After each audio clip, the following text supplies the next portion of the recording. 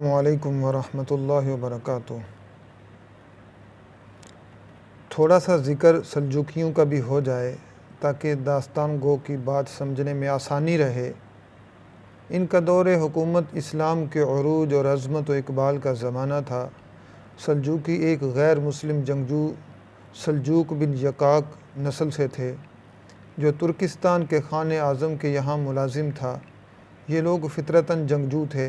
अल्लाह ने इस गैर मुस्लिम ख़ानदान को इस्लाम की बका, सल्तनत इस्लामिया की सलामती और तोसी और दीन की फ़रोग़ की सआदत अता करनी थी।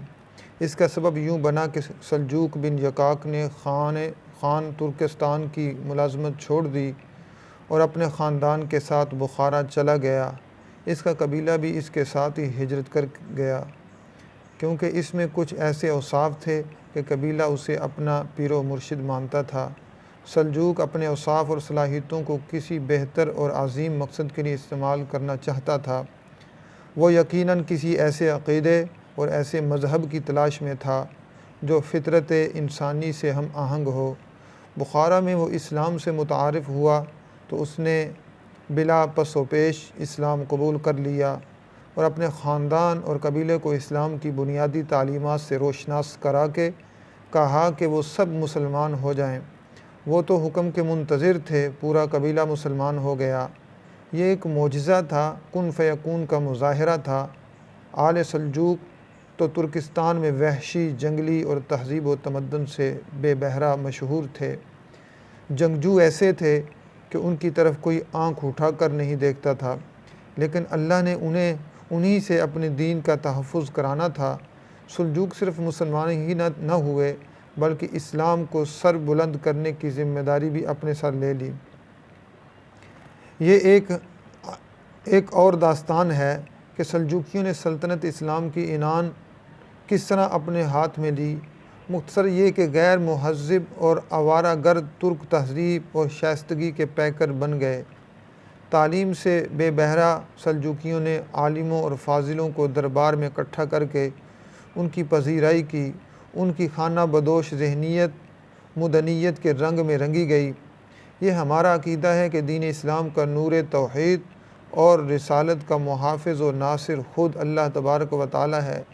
उसकी ज़ात बारी ने जिस तरह अरब के बोरिया नशीनों, सहरा नवर्दों, गुनाहों और जाहिलियत में डूबे हुए बंदों को रिसालत और अपने दीन से नवाजा था, इसी तरह पसमानदा तुर्कों को एज़ाज़ बख्शा कि उन्हें अस्करी क़ुव्वत और किरदार की अज़मत अता की, और वो देखते ही देखते ईरान, इराक़ और शाम और अल जज़ीरा और एशिया कूचक पर छा गए। उनके सामने जो भी इस्लाम दुश्मन ताकत आई, उसे कुचल और मसल कर ख़त्म कर दिया।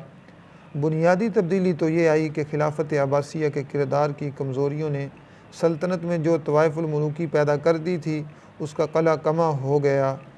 सल्जूकियों ने इसका ये तरीक़ा इख्तियार किया कि एक बादशाही कायम कर दी और अफ़ग़ानिस्तान से बहेरा रूम तक का इलाका एक सल्तनत बन गया, और ये सल्तनत इस्लामिया थी। बादशाहत का निज़ाम हुकूमत इस्लामी के मुनाफी है, लेकिन सल्जूकियों ने सल्तनत को एक मरकज़ की तहत लाने के लिए बादशाहत का निज़ाम अपनाया था। इसके नतीजे में ये फ़ायदा हासिल हुआ कि सल्तनत में जो इंतशार और अदम इत्तिहाद पैदा हो गया था, वो यकजहती और कौमी इत्तिहाद में बदल गया। फिर इन सल्जूकियों ने यूरोप के अहले सलीब की यलगार को यूँ कहर व गज़ब से रोका कि उन्हें बार बार हमला करने के काबिल न छोड़ा। सल्जूक बिन यकाक की हुकूमत इसके पोतों तुगरल बेग सल्जूकी और शुगरा बेग सल्जूकी तक पहुँची। बादशाहों के ख़ानदानों में ये रिवायत लाजमी तौर पर चलती रही कि सगे भाई तख्त नशीन पर एक दूसरे के खून के प्यासे हो जाते थे। अगर कोई बहन होती तो वो अलग साजिशें करती थी। महल्लाती साजिशें शाही ख़ानदानों में लाजमी समझी जाती थीं, लेकिन सलातीन आले सल्जूक आपस में इनाद रखने को गुनाह समझते थे। तुगरल बेग और चुगरा बेग सगे भाई थे। तारीख़ बताती है कि इनका आपस में प्यार था कि तख्त का वारिस बड़ा भाई था, लेकिन बड़े ने छोटे भाई को इक़्तिदार में अपने साथ रखा और दो दारुस्सल्तनत बना दिए। चुगरा बेग के लिए तुर्किस्तान का मरू और खुरासान का शहर निशापुर जो तुगरल बेग का दारुसल्तनत था। इस तरह भाइयों में प्यार और इत्तेहाद भी कायम रहा और सल्तनत चूँकि वसी थी इसलिए दो दारुसल्तनत बनने से इंतज़ाम पहले से बेहतर हो गया। आल सुल्जूक ने खलीफा को न छोड़ा, उसे कुछ इलाका देकर उसकी हैसियत बरकरार रखी। यहाँ एक वाक़े का ज़िक्र है, महल न होगा उस वक़्त खलीफा कायम बे अमरिल्ला था। यहाँ एक वाक़या का ज़िक्र बेमहल न होगा, इस वक़्त खलीफा कायम बे अमरिल्ला था। सन 450 हिजरी का ज़िक्र है कि बसासिरी नाम के एक गैर मुस्लिम ने खलीफा कायम को कमज़ोर और तनहा समझकर बगदाद पर हमला कर दिया और खलीफा को कैद में डाल दिया। तुगरल बेग को इत्तला मिली तो उसने बसासिरी पर हमला कर दिया और उसे बहुत बुरी तरह शिकस्त देकर उसे गिरफ़्तार कर लाया। हुक्म दिया कि इसका सर काट कर मेरे हवाले किया जाए। थोड़ी ही देर में सर उसके सामने पड़ा था। तुगरल बेग ने सर उठा लिया और खलीफा के घर की तरफ चल बढ़ा। खलीफा को बसासिरी की कैद से रिहा करा लिया गया था। तुगरल बेग ने बसासिरी का सर खलीफा के कदमों में रख दिया। तुगरल खलीफा कायम बे अमरिल्ला ने कहा, क्या तुम 4 साल इंतज़ार कर सकते हो? कैसा इंतज़ार?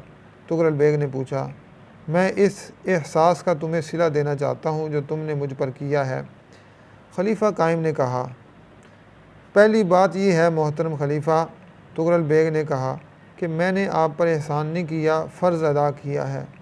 दूसरी बात यह कि मैं 4 साल इंतज़ार का मतलब नहीं समझ सका। मेरी एक ही बेटी है। खलीफा ने कहा, अभी कमसिन है, 12-13 साल उम्र है, 4 साल बाद जवान हो जाएगी तो उसकी शादी तुम्हारे साथ कराऊंगा।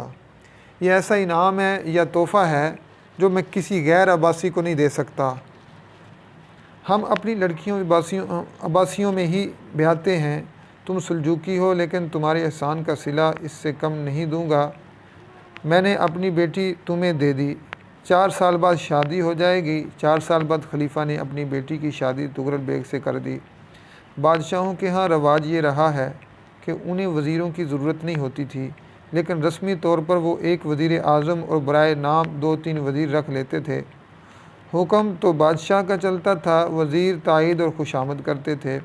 उनके मुशीर भी हाशिया बरदार और जी हुजूर होते थे। बादशाह उनसे रस्मन किसी काम या किसी मसले का मशवरा लेता तो बादशाह की मर्ज़ी और मिजाज के मुताबिक मशवरा दिया करते थे। लेकिन सुल्जूकियों के यहाँ ये रवाज नहीं था। सलातीन आले सुल्जूक इल्म व फ़ज़ल के कदरदान थे। उनकी कामयाबी की बुनियादी वजह यही थी कि वो बादशाहों जैसे दरबार नहीं लगाते थे, इसलिए वो खुशामदियों और दरबारियों की ज़रूरत ही महसूस नहीं करते थे। उनके फ़ैसले दो टोक और अटल होते थे। शुगरा बेग और तुगरल बेग का दौरे हुकूमत था, जिन्होंने 2 दारुसल्तनत बना लिए थे। शुगरा बेग मरू में था। एक रोज़ एक जवान साल आदमी उसकी मुलाकात के लिए आया। उस शख्स का लिबास बता रहा था कि वो मामूली सा कोई सवाली नहीं, वो कोई आलिम या किसी ऊंचे दर्जे के ख़ानदान का फ़र्द लगता है। सुल्तान को क्या बताऊं, आपको नहीं? दरबान ने पूछा। और गर्ज़ मुलाकात क्या है? मेरा नाम ख्वाजा हसन तूसी है, मुलाकाती ने बताया। निशापुर से आया हूँ। निशापुर के इमाम मुवाफ़िक़ का शागिर्द हूँ। उनके मदरसे से फ़ारिग़ तहसील होकर आया हूँ। फ़क़ीह और मुहद्दिस हूँ। गर्ज़ मुलाकात सुल्तान को बताऊँगा। दरबान के लिए हुक्म था कि कोई आलिम मुलाकात के लिए आ जाए तो उसे रोका न जाए। चनाचे दरबान ने अंदर जाकर सुल्तान शुगरा बेग को इत्तला दी। क्या वो फ़क़ीह और मुहद्दिस लगता है? सुल्तान ने पूछा। हाँ सुल्तान मोहतरम, दरबान ने जवाब दिया।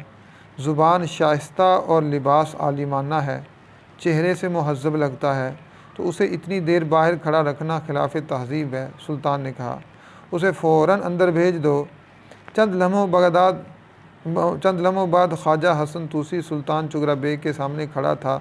सुल्तान ने उसे एहतराम से बिठाया। ए नौजवान, सुल्तान ने पूछा, मैं कैसे मान लूँ कि तू इमाम मुवाफ़िक़ का शागिर्द है? हम जानते हैं इमाम मुवाफ़िक़ की शागिर्दी कितना बड़ा एज़ाज़ है। मेरे पास सनद है। ख्वाजा तूसी ने सनद सुल्तान के हवाले करते हुए कहा, मैंने फ़िक़्ह और हदीस की और दीगर दीनी उमूर की तालीम पाई है। क्या तू फ़ारिग़ तहसील हो गया है? सुल्तान ने पूछा। नहीं सुल्तान आली मकाम, ख्वाजा हसन तूसी ने जवाब दिया, मैं मदरसे से फ़ारिग़ हुआ हूँ, तहसील इल्म से नहीं। इल्म एक समंदर है, मोती उसी के हाथ आता है जो इस समंदर में गोता जन होकर तह से सीपी उठा लाने का अज़म रखता है। सुल्तान चुगरबे को कुछ मुतासिर हुआ। हम देखना चाहते हैं कि तू कितना कुछ दानिशमंद है। सुल्तान ने कहा, किताबें इल्म दे सकती हैं, अक्ल नहीं। तू अपने आप को कितना दानिशमंद समझता है? सुल्तान मोहतरम, ख्वाजा हसन तूसी ने कहा, इंसान उतना ही अहमक है जितना वो अपने आप को दानिशमंद समझता है, और इंसान इतना ही छोटा है जितना वो अपने आप को बड़ा समझता है। ये फ़ैसले दूसरे किया करते हैं कि फ़लाँ अहमक और फ़लाँ दानिशमंद है। एक बात बता तूसी, सुल्तान ने पूछा।